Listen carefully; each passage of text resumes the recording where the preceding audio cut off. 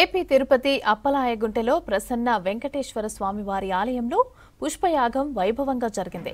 ముందుగా ఉభయ దేవేరులతో కూడిన స్వామివారికి స్నాపన తిరుమంజనం శాస్త్రోక్తంగా నిర్వహించారు. పాలు, పెరుగు, తేనె, చందనం, కొబ్బరి నీళ్లతో అభిషేకం చేశారు. పుష్పాలను ఆలయంలో మూలమూర్తి దగ్గర ఉంచి ప్రత్యేక పూజలు నిర్వహించారు. ఆ తర్వాత మాడ వీధుల్లో ఊరేగింపు చేపట్టారు. ఆలయ ప్రాంగణంలో ప్రత్యేక ఏర్పాటు చేసిన వేదికపై శ్రీదేవి, భూదేవి సమేత ప్రసన్న వెంకటేశ్వర స్వామివారికి వేద మంత్రోచ్చరణలు, మంగళ వాయిద్యాల నడుమ పుష్పయాగం వైభవంగా జరిగింది.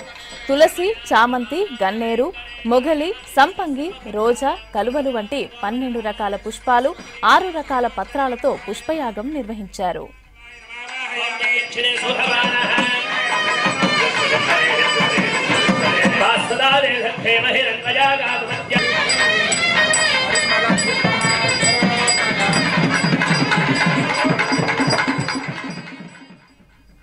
ప్రసన్న వెంకటేశ్వర స్వామివారి ఆలయంలో జూన్ 7వ తారీఖు నుంచి 15వ తారీఖు వరకు వార్షిక బ్రహ్మోత్సవాలు జరిగాయి.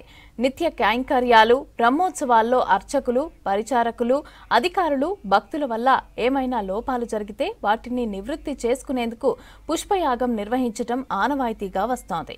పుష్పయాగం కోసం 1 టన్నుల పుష్పాలను టీటీడీ సరఫరా చేసింది.